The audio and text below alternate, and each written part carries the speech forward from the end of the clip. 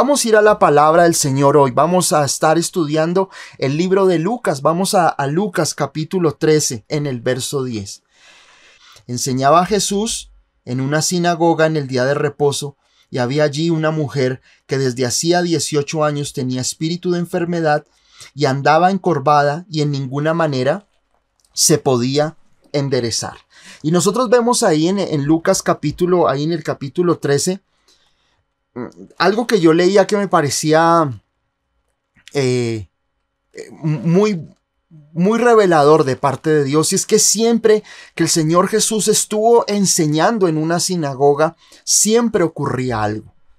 Acordémonos cuando el Señor Jesús, cuando comienza su vida pública, su ministerio, Él toma el rollo y le entregan al profeta Isaías en el capítulo 61, cuando dice la palabra, el Espíritu del Señor está sobre mí. Y Él comienza a hablar esta palabra que obviamente es una profecía acerca del Mesías. Y cuando Él termina de hablar esta palabra, Él dice, hoy esta palabra se ha cumplido entre vosotros. Es decir, el Señor Jesucristo se declara a sí mismo, no porque Él quiera, sino porque Él es el Mesías y Él es aquel que cumple la palabra, la promesa de aquel Mesías que vendría a redimir, a perdonar, a reconciliar a la humanidad con nuestro Padre eterno. Y dice la palabra que cuando Él comienza a compartir y a predicar esa palabra, pues obviamente los escribas, los que estaban en ese lugar, sacan a Jesús a empujones de allí, de ese lugar, intentan matarlo, intentan lanzarlo por un peñasco, por un abismo, pero no era el tiempo de la muerte del Señor Jesucristo. Dice la palabra que el Señor se voltea y pasa por en medio de ellos. Siempre que el Señor Jesucristo tuvo la oportunidad de predicar o de hablar o de enseñar en una sinagoga, siempre tuvo ese impacto, porque la sinagoga era un lugar que para el pueblo judío era algo muy importante, porque era el lugar donde se leía la Torá, es decir, el Antiguo Testamento, donde se leían los profetas, donde se hacían cánticos con los libros de los Salmos, y era un lugar donde la gente iba, era un lugar de reunión para las personas que estaban en esas localidades o en esos lugares geográficos.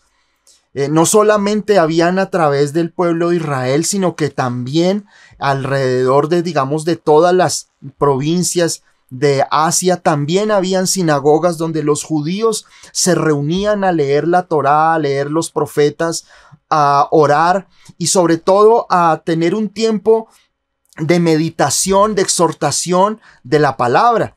Es decir, no cualquiera se paraba a estar allí en ese lugar. Y digamos que la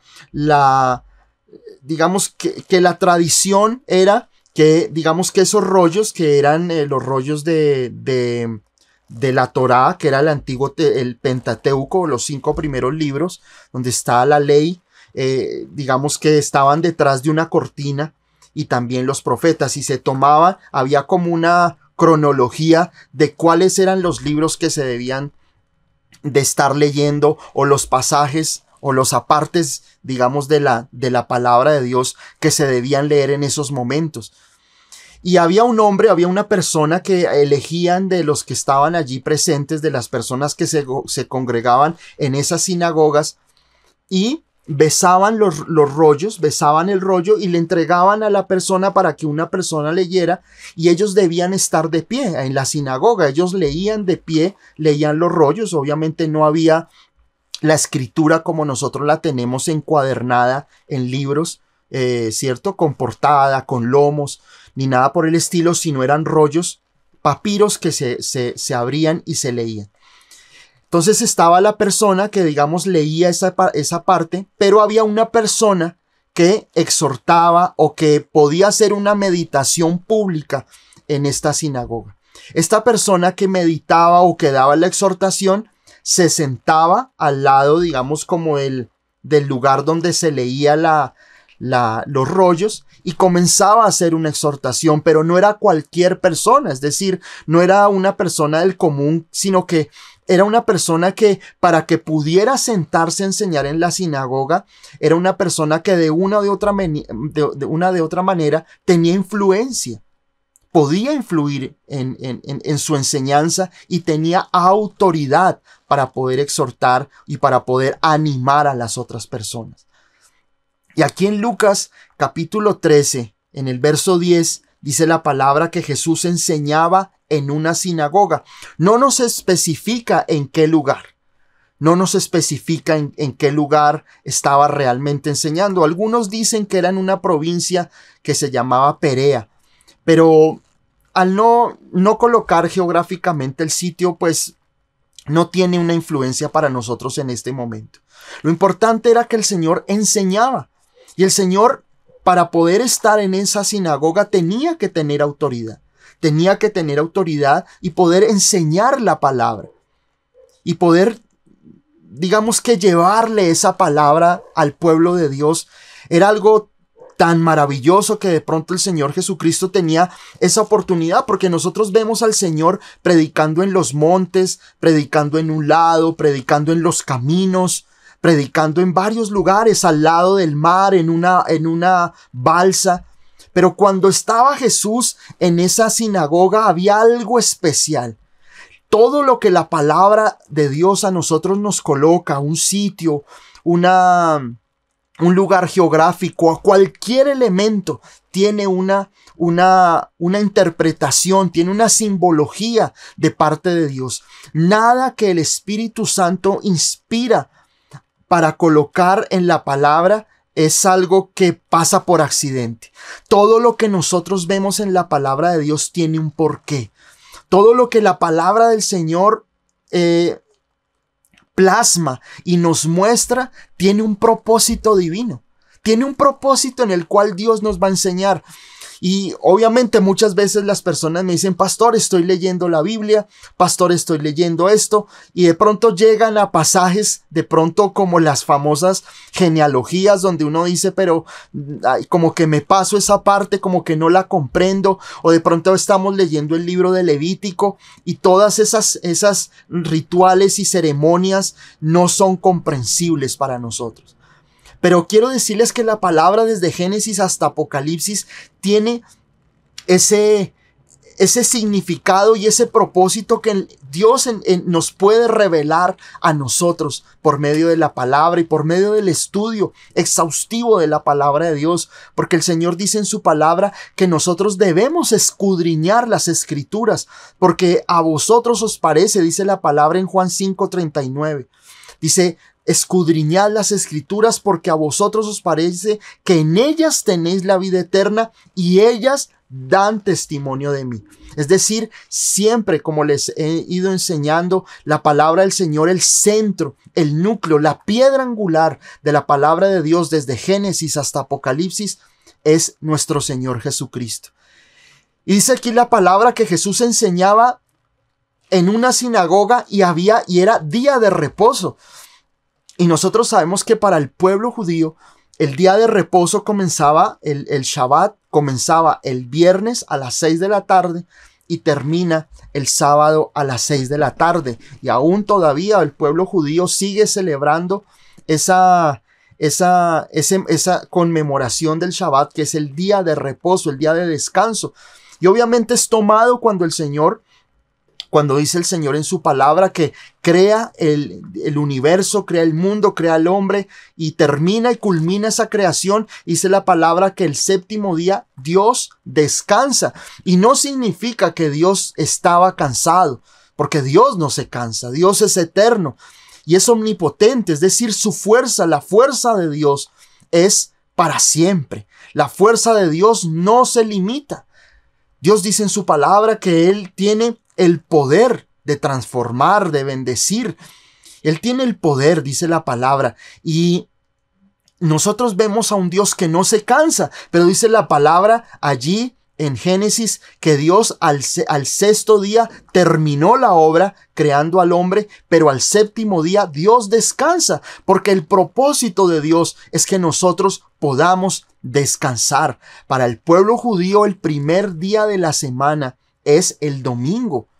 Para el pueblo judío el primer día de la semana es el domingo, es decir, el último día de de los quehaceres es el Shabbat, es decir, el sábado. Y el domingo es el primer día de la semana para el pueblo judío.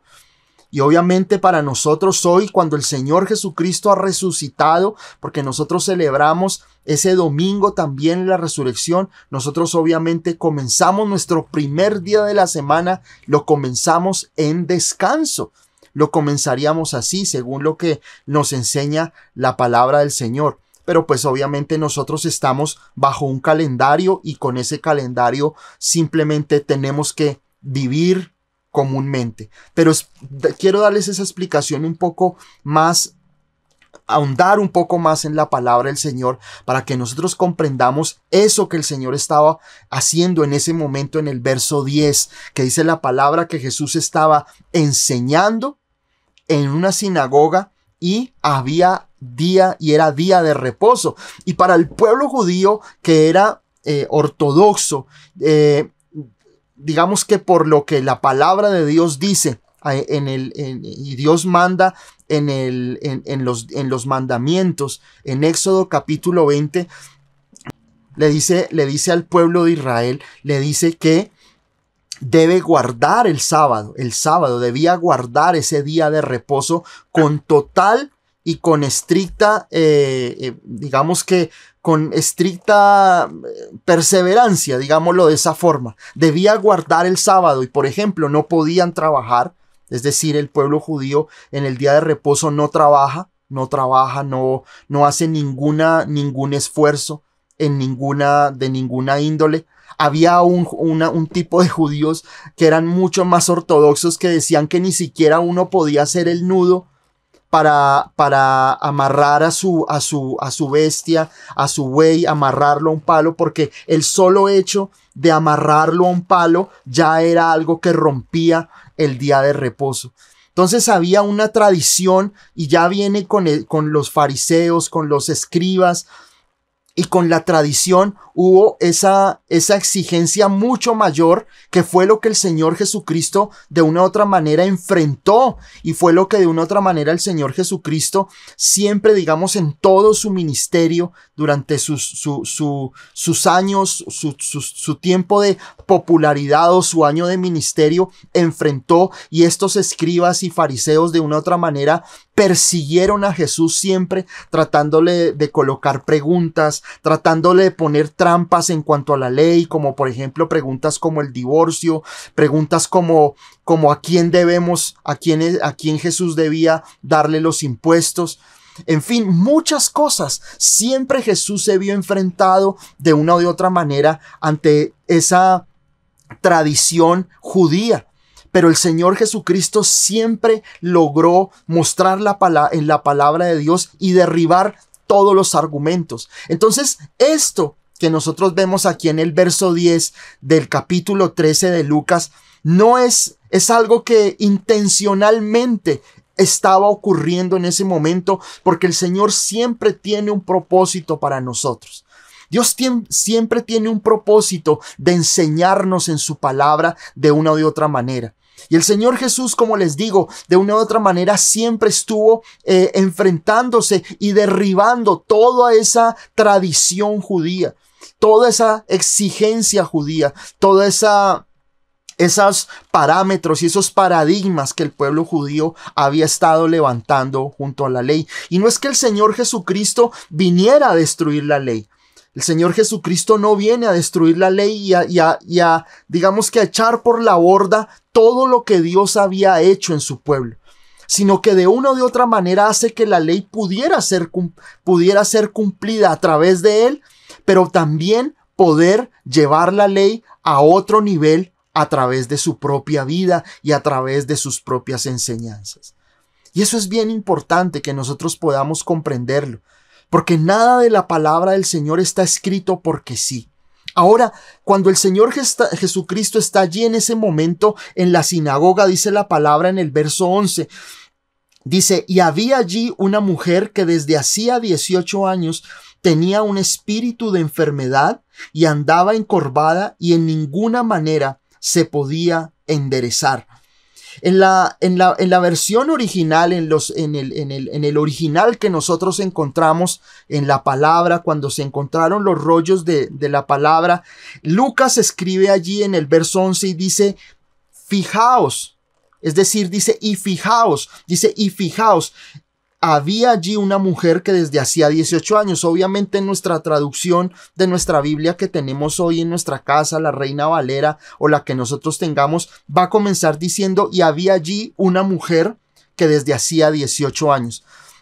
Pero en el original dice, y fijaos, es decir, que Lucas de una u otra manera comienza a exaltar y comienza a hacernos llevar a nosotros a fijarnos en lo que estaba ocurriendo en ese momento. Imaginémonos nosotros por un momento una sinagoga llena, es decir, un lugar con aproximadamente unas 40, 50 personas, ¿cierto? Las mujeres estaban en otro lugar, las mujeres no podían estar mezcladas con los hombres allí en la sinagoga. Las mujeres estaban aparte, los hombres aparte, las mujeres tenían un espacio, tal vez a veces las colocaban atrás de la congregación, a veces las colocaban en otro, como en un salón contiguo a los hombres. Pero estaba aproximadamente, siempre había unas 40, 50 personas en una sinagoga. Pero Lucas nos dice aquí en su palabra, dice, y fijaos que una mujer, dice aquí la palabra, había allí una mujer que desde hacía 18 años tenía espíritu de enfermedad y andaba encorvada. Y miren, lo que nos dice en el original es que esa mujer, cuando el Señor Jesucristo estaba enseñando, la mujer entra a la sinagoga. Y esta mujer tenía una enfermedad, era una mujer que no solo tenía una jiba en su espalda, sino que esa enfermedad la tenía encorvada, es decir, que era una mujer que estaba completamente inclinada, postrada, ¿cierto? En su espalda, completamente encorvada, y que llevaba 18 años esclavizada por esta enfermedad que tenía en ese momento. Imaginémonos eso, Jesús enseñando, hay un silencio total en la sinagoga y de un momento a otro esta mujer comienza a entrar a la sinagoga, obviamente al lugar donde estaban las mujeres, y hay un silencio total en ese momento. Hay un silencio en la sinagoga y Jesús se queda mirando a aquella mujer. Ahora miren lo que la palabra del Señor dice. Dice que esta mujer llevaba 18 años con esta enfermedad y andaba encorvada y de ninguna manera podía enderezarse. Muchos médicos, digamos que bíblicos, que han podido estudiar esta condición, dicen que es una enfermedad en la cual la columna vertebral se solda. Es como si se soldaran todas las vértebras y se hicieran una sola masa. Y no permiten que la persona tenga flexibilidad. Entonces hay una condición en la cual la persona está completamente inclinada hacia abajo. Completamente inclinada hacia abajo. Y esta persona, de una u otra manera, vivía con esa dolencia, porque digamos que es una enfermedad, según lo que los médicos estudian y miran, y es que es una enfermedad que es progresiva y que va siendo degenerativa, es decir, que en la medida en que la persona tenga esta condición en su cuerpo, en su espalda, en su columna, cada vez la persona se va a deformar más.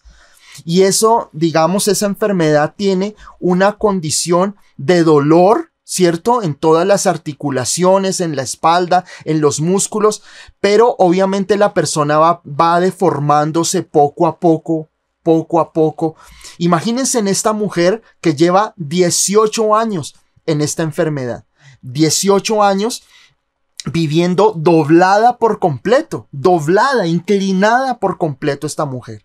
Obviamente su cuerpo ya debió hasta haber estado deformado. Obviamente no dice que es una mujer joven, lo que nos indica que puede ser una mujer mayor que tal vez no nació así, pero esa condición la llevó de una u de otra manera digamos, a perder de pronto, esa postura que podríamos tener nosotros hoy. Normalmente la pierde y se inclina, y vivía completamente doblada esta mujer.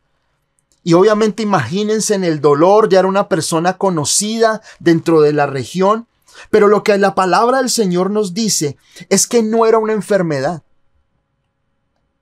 Aquí lo que la palabra del Señor nos dice es que era un espíritu de enfermedad.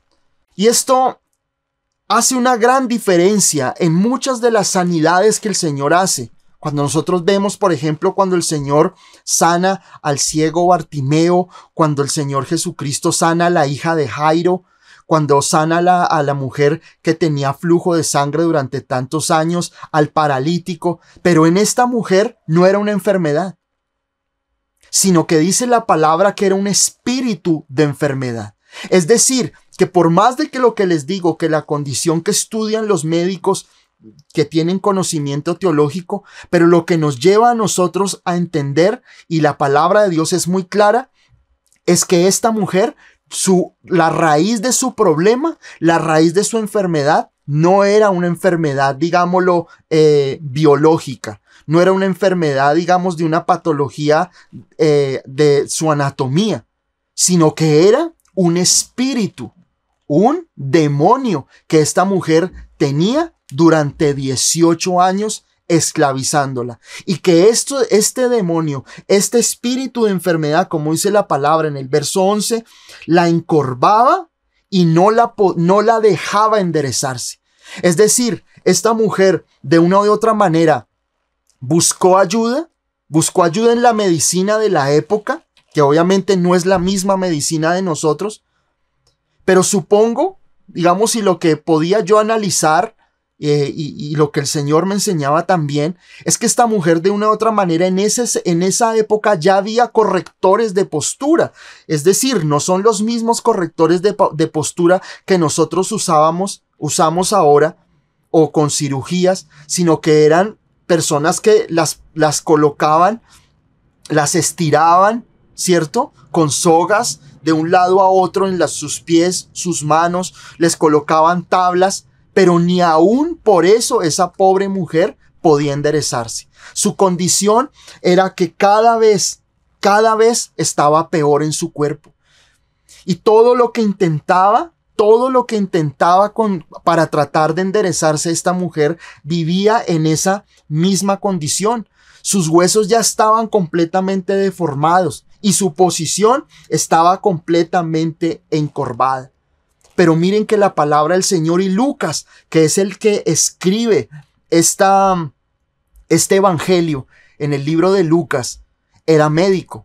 Es decir, que Lucas conocía muy bien, y es tan bonita la palabra del Señor porque el Señor utiliza a diferentes instrumentos para escribir las escrituras inspiradas por el Espíritu Santo. Y Lucas habla de una manera muy médica. Es decir, no habla como de pronto nosotros vemos otros relatos en Mateo, en Marcos, pero Lucas de una u otra manera viene y nos da como una explicación, porque dice la palabra que uno sabía cuánto tiempo llevaba esta mujer enferma, ¿cierto? Y escribe que llevaba 18 años en esa enfermedad, estaba encorvada, ¿cierto? Utiliza la frase encorvada, que no es una frase que utilizan otros, digamos que no tiene la misma jerga, digámoslo así, digamos, o la misma terminología científica que tienen otros.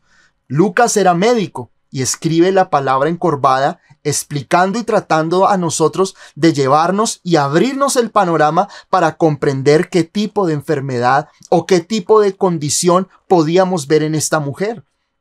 Y dice la palabra que ella por más de que lo había intentado, dice la palabra, que en ninguna manera podía enderezarse. Es decir, había intentado de una u de otra manera poder enderezar su cuerpo, poder en su propia medicina o con los consejos de uno o de otro, poder tratar de estar con una postura completamente erguida como la nuestra.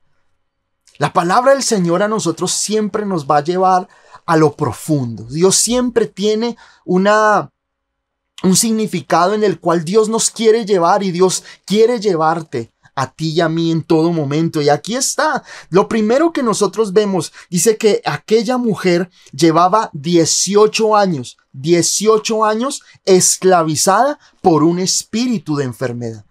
No era una enfermedad como tal. Dice aquí la palabra y es clara. Hay un espíritu, hay una influencia demoníaca en la vida de esta mujer.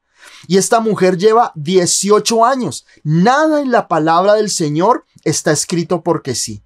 Acordémonos que cuando nosotros vamos a Apocalipsis, habla que el número del enemigo, que el número de todos los poderes demoníacos es el 666. 3 por 6 da 18. Es decir, que aquí nos muestra cómo una mujer estaba completamente azotada y atada por el poder del enemigo. El enemigo no quería que esta mujer pudiera andar rígida, que pudiera andar erguida y pudiera andar normalmente como cualquier otra persona. Por eso aquí la palabra nos lleva un poco más profundo y nos hace entender que esta mujer estaba esclavizada por un espíritu de enfermedad.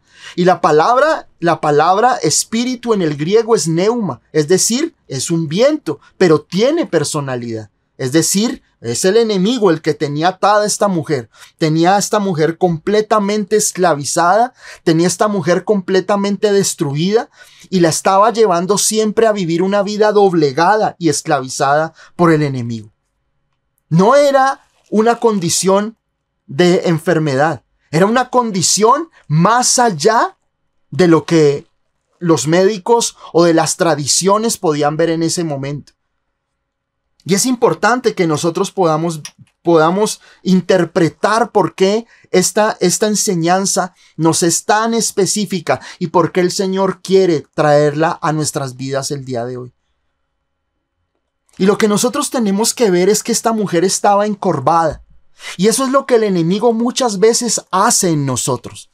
Su propósito es doblegarnos y mantenernos siempre con el rostro mirando al piso, mirando hacia la humillación, mirando de una u otra manera a que nosotros no podamos levantar nuestra cabeza y ver las maravillas que Dios tiene para nosotros.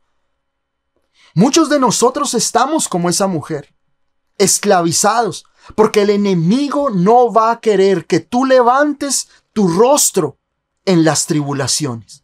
El enemigo lo que quiere es que tú tengas tu vida como esa mujer, que tú vivas encorvado, doblegado por las circunstancias, doblegado por los problemas, doblegado por la ansiedad, doblegado por el miedo, doblegado por una condición, por tu propio pasado. Ese es el objetivo. Y eso es lo que esta mujer nos representa a cada uno de nosotros. Este espíritu, este demonio, tenía esta mujer esclavizada.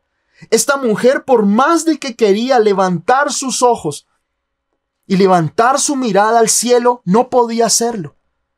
Era como si el enemigo de una u otra manera la tuviera siempre doblegada a mirar el fracaso, a mirar el piso. Y así hay muchos de nosotros como creyentes.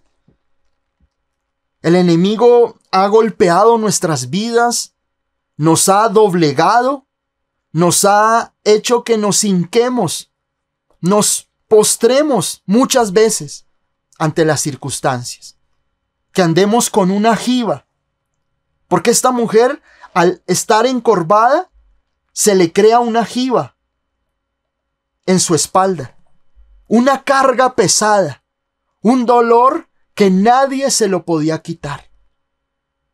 Y el Espíritu Santo me enseñaba que muchos de nosotros somos como aquella mujer. Estamos esclavos de situaciones, de complejos, de ansiedades, de miedos, de situaciones del pasado que cargamos nosotros con culpa y sentimos que de una u otra manera eso no me deja enderezar, que hay algo en mi vida que no me deja ponerme en pie y alabar a Dios, sino que siempre hay algo en mi vida, aparte de mi pasado, situaciones presentes, finanzas, temores, miedos, ansiedades, culpas del pasado que no me permiten vivir una vida en adoración y alabanza. El enemigo siempre va a querer que yo esté así como esta mujer.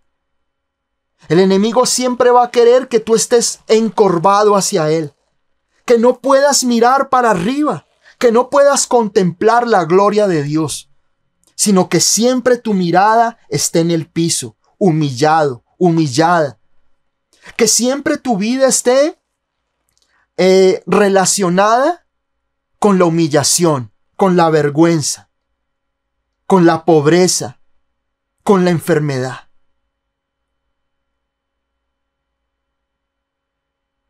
Yo creo que a muchos de nosotros siempre, si andábamos de pronto por la calle mirando para el piso, siempre había una persona que nos decía, no, mira para arriba, ten una buena postura. Y así muchas veces nos decían a nosotros. ¿Qué será de esta mujer que llevaba 18 años mirando para el piso, humillada? El Señor dice en su palabra que nosotros debemos poner nuestra mirada en las cosas de Dios, no en las cosas de la tierra. Pero esta mujer lo único que veía era su realidad. Su realidad era el piso, la arena, la tierra, el mugre, la suciedad. Si ella quería ver, ella no podía de pronto ver un lindo amanecer. No podía ver un amanecer hermoso porque le era imposible enderezarse. Toda su mirada siempre estuvo puesta en el piso. Toda su mirada y su vida siempre era con problemas. No podía mirar a nadie. No podía levantar su cabeza y adorar a Dios. No podía levantarse y ver las maravillas de Dios. Esta mujer estaba doblegada, estaba hincada, estaba completamente esclavizada por una condición en la cual el enemigo no quería que esa mujer pudiera estar normalmente. ¿Cuántas veces nosotros, el enemigo, nos tiene en la misma condición?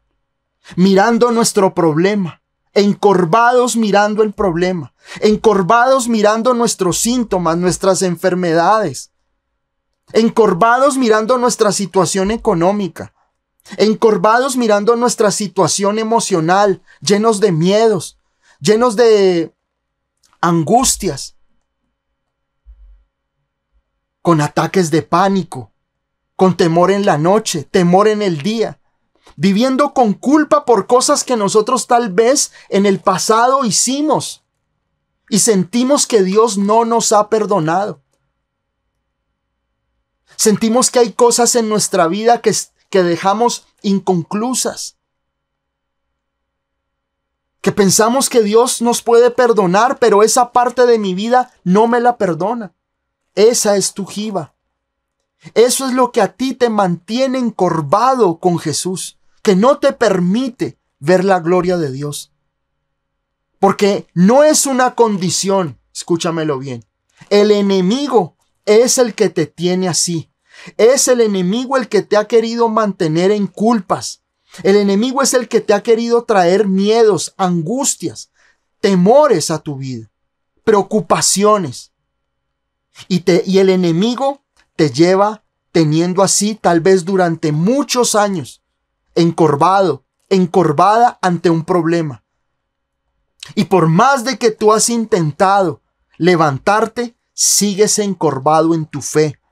Sigues encorvado llevando culpas, llevando una condenación interior de sentir que Dios no te ha perdonado, de sentir que Dios no te ama, que tú hiciste cosas en tu vida desagradables, pero que Dios no te las ha perdonado.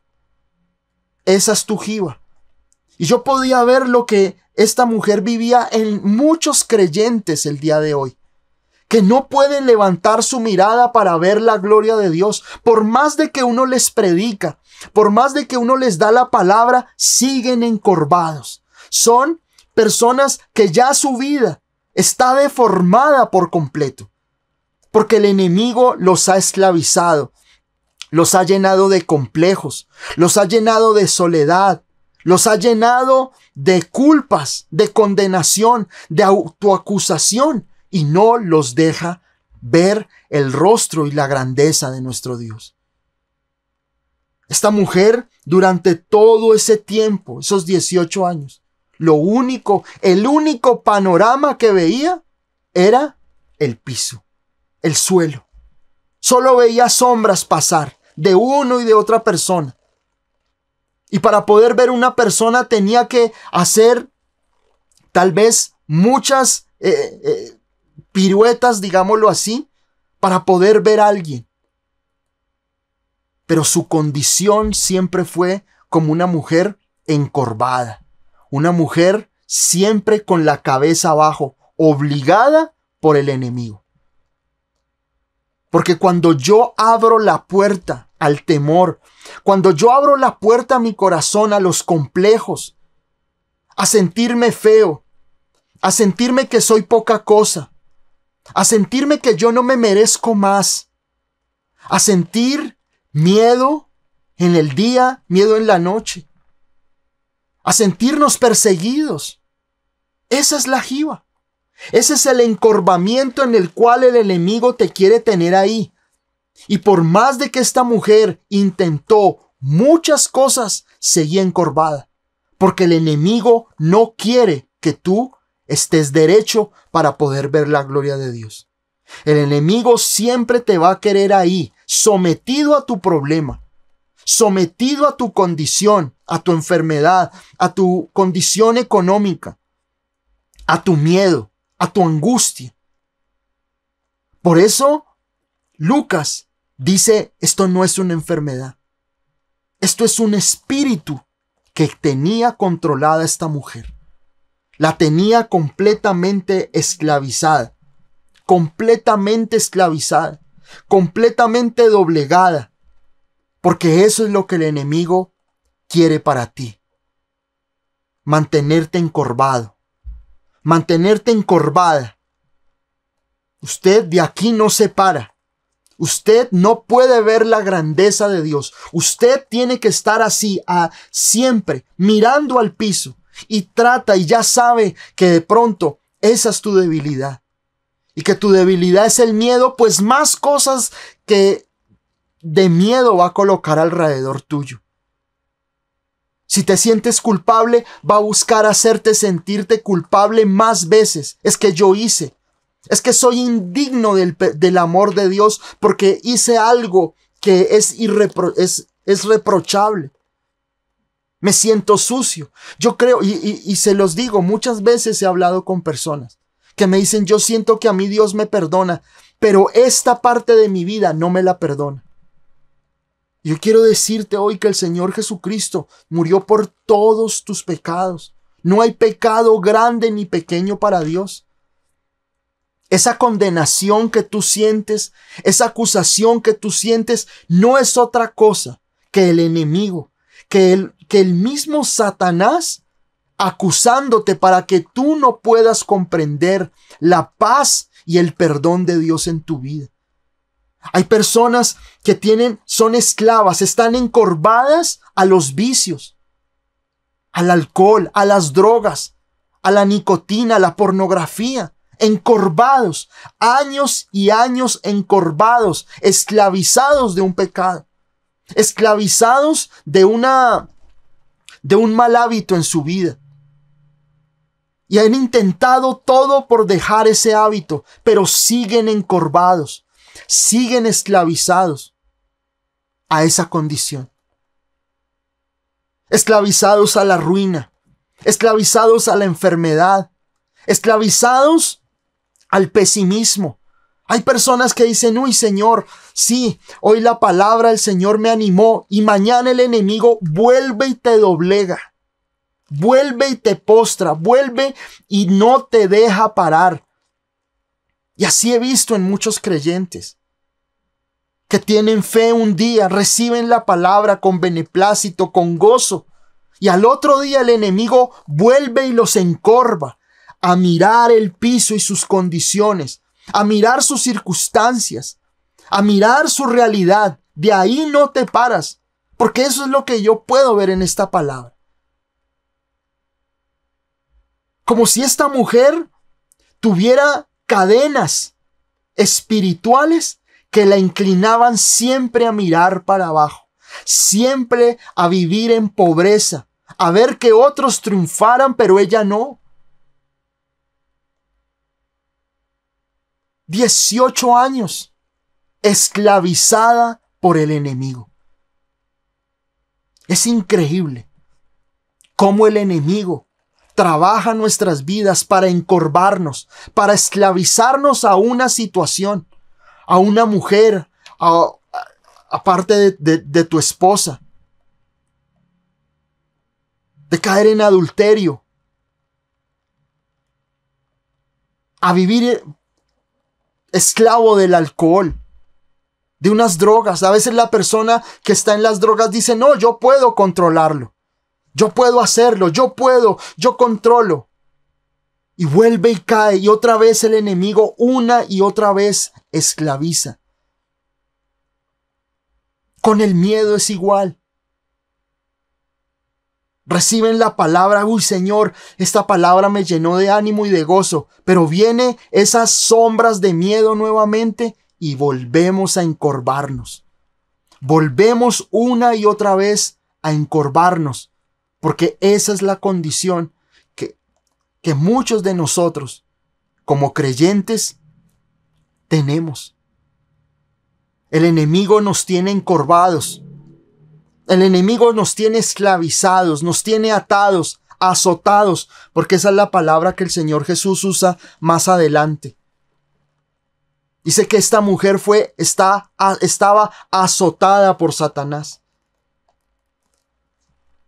Eso es lo que el enemigo quiere, que tú mires el piso, que tú no levantes cabeza, que tú no cuentes testimonios, que otros cuenten cosas maravillosas, pero tú no, que tú siempre estés triste, que tú siempre estés deprimido, que tú siempre estés en tristeza, en amargura de corazón. Y tal vez lo has intentado todo lo has intentado. Pero sigues encorvado como creyente. Sigues encorvado por el enemigo. Sigues encorvado en algún área de tu vida que no te ha dejado enderezar, que no te ha dejado colocarte erguido para poder ver la gloria de Dios y alabar y contemplar su gloria y alabarlo y bendecirlo. No sé cuál sea tu condición hoy. No sé qué sea lo que te esté encorvando. Así como esta mujer que dice la palabra que llevaba 18 años y ese espíritu de enfermedad no le permitía enderezarse. Y tal vez así está tu vida hoy. Tal vez tu vida está encorvada. Tal vez has intentado por todos los medios de enderezar tu vida. Has intentado y te has hecho propósitos. Este año voy a hacer. Este año sí. Esta es la última. Esta es la última vez que hago esto. Y vuelves y caes. Pero quiero decirte que quien te tiene así es el enemigo. El enemigo es quien te tiene encorvado. El enemigo es el que te ha estado acusando. El enemigo es el que habla y susurra a tu oído, haciéndote pensar que Dios no te ama. Que es el enemigo el que de una o de otra manera te mantiene siempre en ansiedad, en depresión, en angustia, en soledad, sintiendo que no vale la pena nada, sintiendo esa tristeza inexplicable. Pones alabanzas y de pronto te funciona por un momento. Apagas el radio, apagas tu televisor y al rato vuelves a encorvarte. Tienes tu casa, tu bendición. Anhelas el fin de semana. Llega el fin de semana y te sientes vacío. Vas al centro comercial, haces compras, creyendo que eso va a llenar tu vida. Llegas a tu casa con las bolsas de lo que compraste y te sientes igual de solo. Llega la noche y vuelves a encorvarte. Estás triste, vas a la iglesia, recibes una palabra de Dios, sales de la iglesia y vuelves a encorvarte. Yo quiero decirte que muchos de nosotros, como creyentes, hemos intentado poder salir nosotros de esa esclavitud. Porque cuando el Espíritu Santo, el Señor, me mostraba esta palabra para compartírselas el día de hoy, el Señor me mostraba que esa es la condición de muchos creyentes. Muchos creyentes viven encorvados, viven completamente encorvados ante lo que el enemigo quiere hacer en ellos. Porque ese es el objetivo del enemigo en tu vida. Él no quiere que tú conozcas a Cristo. Él no quiere que tú salgas de esas cadenas. Él no quiere que tú salgas de ese vicio. Él no quiere que tú salgas de esa mujer extraña, diferente a tu esposa, o tu esposo lo contrario. Él quiere que tú sigas esclavizado de ese pecado. Él quiere que tú sigas con tus miedos, con tus angustias, con tu ansiedad, con tu culpa. Ese es su objetivo. Lo más maravilloso de todo esto es lo que ocurre en el verso 12. Dice, cuando Jesús la vio, la llamó y le dijo, mujer, eres libre de tu enfermedad. Volvamos a la sinagoga. Jesús estaba predicando la palabra. Estaba enseñando la palabra. La mujer entra y hay un silencio sepulcral en ese momento. Tal vez se escucha el cómo esta mujer arrastra sus pies, porque su forma de caminar no era normal. Y el Señor Jesús guarda silencio y la mira, dice la palabra. Porque aquí dice, cuando Jesús la vio, la llamó y le dice, mujer, eres libre de tu enfermedad. Qué maravilloso es el Señor. Jesús, ¿qué hace? La mira, la llama y le habla. Jesús la mira, la llama y le habla. Es increíble que muchas veces nosotros, en muchos de los milagros que el Señor Jesucristo hace, siempre hay una palabra o una gran actitud de fe de una persona. La mujer que tenía flujo de sangre toca el manto de Jesús y el Señor la sana. Jairo lleva a Jesús a su casa para que pudiera orar por su hija. ¿Y cuántos milagros más cuando ora por el leproso? También ve siempre Jesús esa actitud de fe. Pero en este caso hubo algo distinto. Porque el Señor Jesucristo no es sorprendido por una fe, con una fe poderosa de esta mujer. Esta mujer iba a escuchar a Jesús. Esta mujer simplemente iba con la actitud de escuchar a Jesús, porque le gustó lo que predicaba. Tal vez muchos dijeron que Jesús estaba en aquella sinagoga y esta mujer se siente inquietada, atraída por Dios. Se sentía atraída por escuchar esa palabra de vida que Cristo estaba predicando en ese momento. Pero el Señor Jesucristo dice la palabra que Él la mira. Y eso es lo que Jesús hace con nosotros. En el Salmo 32:8 el Señor dice en su palabra: te haré entender y te enseñaré el camino por el cual debes andar, sobre ti fijaré mis ojos. Y yo quiero decirte esta noche que tú no eres indiferente para Dios, que tú no eres indiferente para Jesús, que Él sabe por lo que tú estás pasando. Él sabe las noches de lloro, Él sabe los días de angustia, las lágrimas que has derramado. Jesús sabe el dolor, las intenciones que tú tienes de cambiar, de dejar ese vicio o ese mal hábito. Jesús sabe.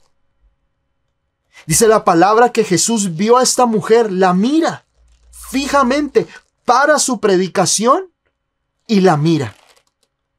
Y eso es lo que Jesús hace contigo. Jesús te conoce.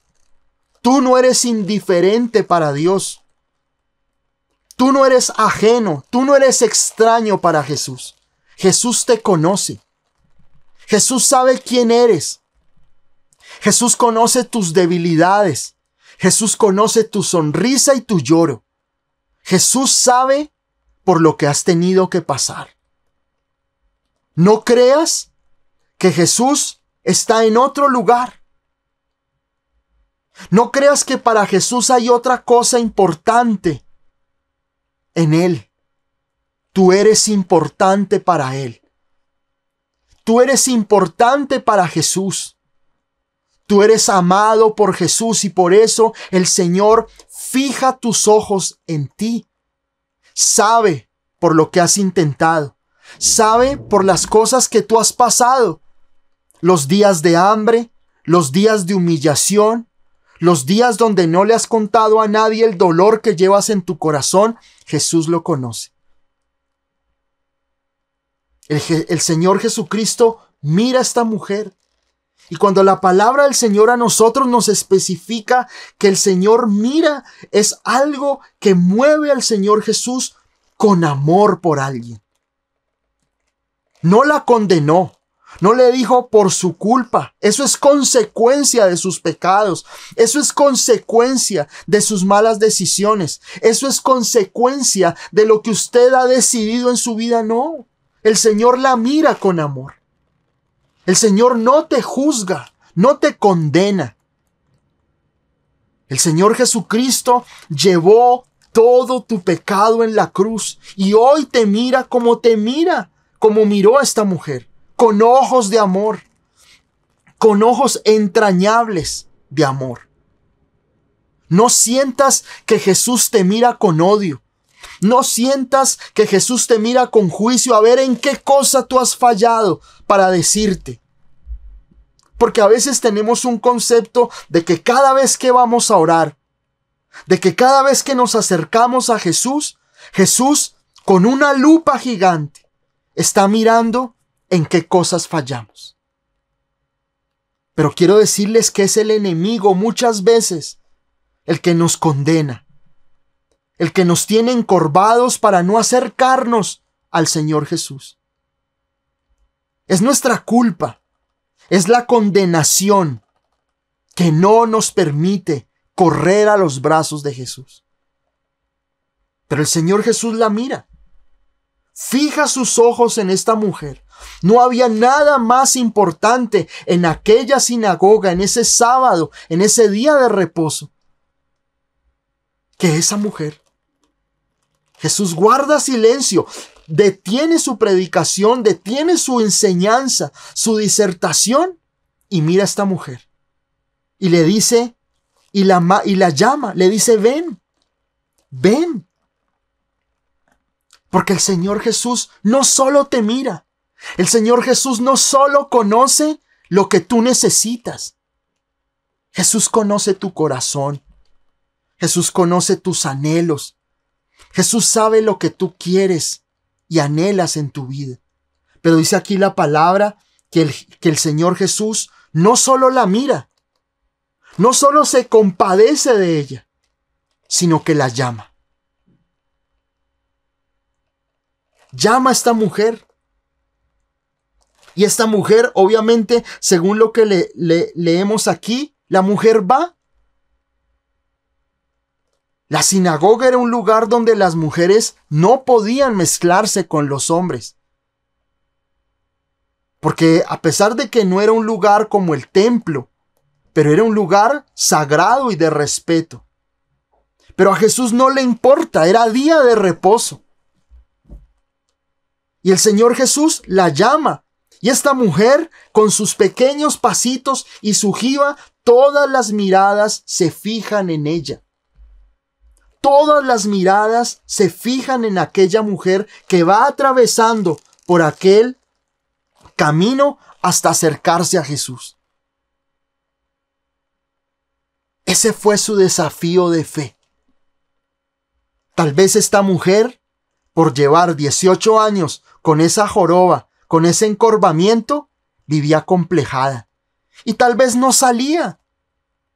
Tal vez no salía a la calle. Tal vez todo el mundo le decía qué untarse, qué hacer. Porque a veces encontramos personas así. Ve nuestra tristeza, tranquilo, la vida es buena, sonríele a la vida. Pero nadie sabe la lucha que nosotros vivimos por dentro. No, es que tengo miedo. No, ¿miedo de qué si Dios está con usted? Y a veces la gente que está alrededor nuestro ve nuestros problemas de una manera tan pequeña. A veces las personas que están a nuestro alrededor no ayudan. No ayudan. Una persona que no tiene ni qué comer al otro día y una persona que puede hacer mercado, pues obviamente le decir, ay, tranquilo, eso con un arroz con huevo, acuéstese. Pero vaya, consígase ese huevo. Muchas veces es imposible porque no tienen dinero. Pero el Señor Jesús llama a esta mujer, la mira y la llama. Y esta mujer camina hacia Jesús. Esta mujer vence sus propios miedos, vence sus propios argumentos que tenía, sus propios complejos y aún el temor de mezclarse con los hombres en aquella sinagoga. Esta mujer va hacia Jesús, camina hacia Él y el Señor Jesús no solo la llama, sino que le habla. Porque el Señor Jesucristo hace lo mismo contigo. Jesús te mira, pero el Señor Jesús te está llamando en este día. El Señor Jesús te está diciendo en esta noche, no quiero que sigas con ese encorvamiento. No quiero que sigas así con esa jiba, mirando para el piso, humillado, humillada. Ven, acércate a Jesús. Trae esa joroba, trae ese dolor, esa condición que has estado llevando durante tantos años y acércate otra vez a mí. El Señor Jesús te llama en este día, como aquella mujer. Jesús no solamente te conoce. Jesús no solamente sabe cuánto tiempo llevas viviendo con esa condición física, con esa condición en tu vida. El Señor Jesús hoy te está diciendo, ven, yo quiero liberarte de eso que tú estás esclavizado. Yo quiero liberarte de esa ruina, de esa enfermedad. Yo quiero librarte de esa depresión, de esa ansiedad. Yo quiero librarte del temor. Yo quiero librarte de todo en lo que el enemigo durante todos estos años te ha encorvado, te ha doblegado para que tú mires el piso y no levantes cabeza. El Señor le dice, eres libre de tu enfermedad. Libre. Y la palabra libre que está aquí escrita en el griego que está escrito el libro de Lucas es la palabra apolúo. Apolúo. que significa liberar por completo, perdonar, soltar y poner en libertad. ¡Qué tremendo eso! Liberar por completo, perdonar, soltar y poner en libertad. Esta mujer estaba prisionera de una condición espiritual. Una condición que no la dejaba avanzar en su vida. Una condición que la mantenía encorvada, doblada siempre, mirando al piso, mirando el fracaso, mirando sus propios problemas. Y el Señor le dice, eres libre. La palabra libre significa apolúo en griego, que significa soltar. Pero miren que también la palabra apolúo significa perdonar. Es decir, que tal vez esta mujer estaba encorvada porque había resentimiento en su corazón, porque había culpa en su vida. Y hay muchas veces que nosotros tenemos condiciones físicas que tienen una raíz espiritual. Cuando las personas, la mayoría de las veces, tienen problemas, gastritis, tienen úlceras, dolores estomacales, muchas veces lo que hay en esta persona son resentimientos y odios hacia otras personas. Cuando las personas tienen problemas de articulaciones, son resentimientos, odios que hay en su corazón. El Señor dice en su palabra, el salmista, el rey David decía, mientras callé mi maldad, mis huesos se envejecieron. Es decir, que cuando yo no confieso, cuando yo guardo rencor en mi corazón, mis huesos son afectados. Mis huesos, mis articulaciones son afectadas. Y esta mujer, dice la palabra del Señor, cuando le dice, eres libre, le está diciendo, te desato, pero también el Señor le está diciendo, te perdono, o perdona. Perdona. ¿Tienes rencores? ¿Odias a alguien en tu vida? Ese rencor, ese odio hacia alguna persona te va a tener encorvado. A veces nosotros vamos y vemos a una persona que no toleramos y nos revuelve todo el estómago. Esa. Ahí es donde el enemigo te encorva hacia el odio. Te encorva otra vez hacia el rencor. Te mantiene esclavo del rencor y del odio. Por eso muchas personas tienen condiciones físicas inexplicables en su cuerpo. A veces los médicos no le hallan a una persona lo que físicamente está pasando en su vida y lo único que les dan son analgésicos.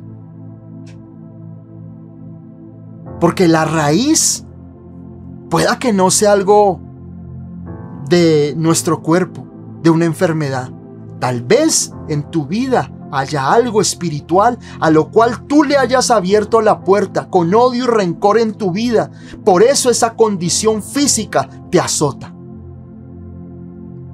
Porque cuando el Señor Jesús le dice, eres libre, con esa palabra apolú, le está diciendo, te desato, te pongo en libertad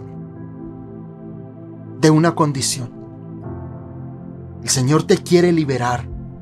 El Señor quiere romper cadenas en tu vida. El Señor quiere liberar tu corazón del miedo, de la angustia, del rencor.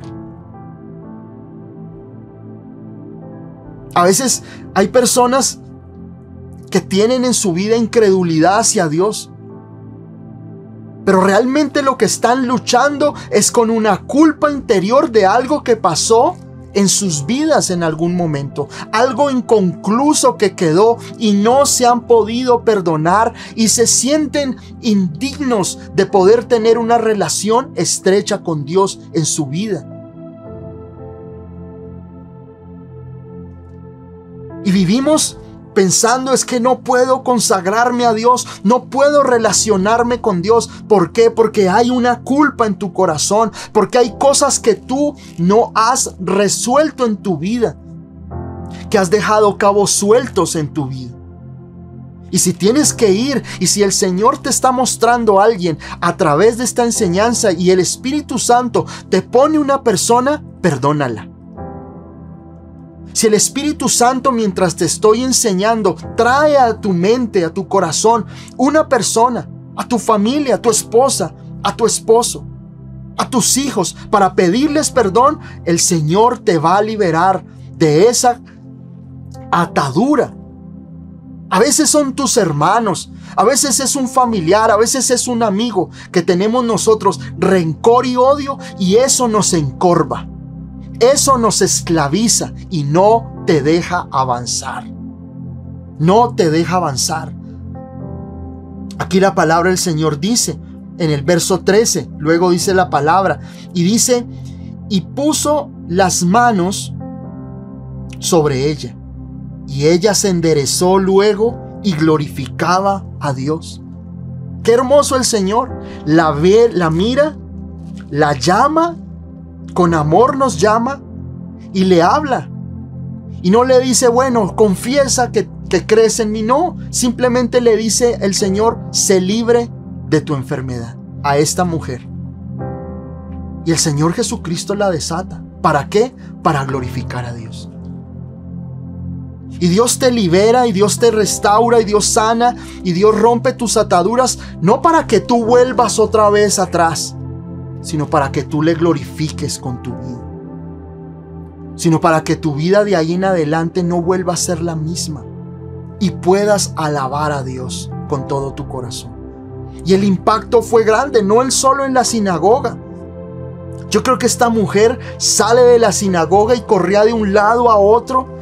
Y la gente que la conocía, sus familiares, comenzaron a glorificar a Dios, porque dice aquí la palabra en el verso 17, al decir estas cosas, se avergonzaron sus adversarios. Jesús siempre te va a liberar y siempre te va a defender de la persecución. Y va a callar a tus adversarios, a los que te critican, a los que se burlan de ti, por conocer y por glorificar a Dios en tu vida. Y dice, pero todo el pueblo se regocijaba por todas las cosas gloriosas hechas por Él, por Cristo. Tal vez tu familia necesita que tú seas libre de la esclavitud del enemigo para que ellos también puedan correr a los pies de Cristo y glorificarle. Oro al Señor que Él hoy libere tu vida y que esta palabra sea de liberación para ti, de toda condición física, de toda condición espiritual, emocional, de todo vicio, de toda atadura que tú has estado viviendo, de toda culpa, de todo rencor. Y que el Señor en este día te levante y salgas de ese estar viviendo encorvado, humillado, mirando siempre al fracaso, mirando siempre hacia la tristeza, la amargura. Porque el Señor quiere que tú te pongas en pie y le adores sin parar.